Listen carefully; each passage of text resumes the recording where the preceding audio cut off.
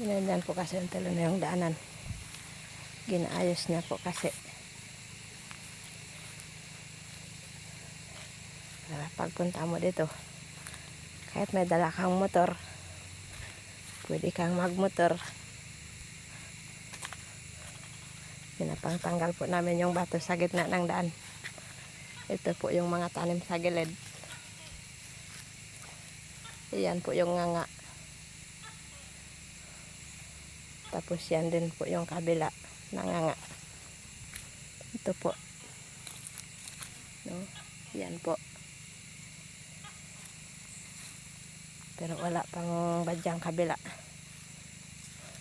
Ito din po yung kabila.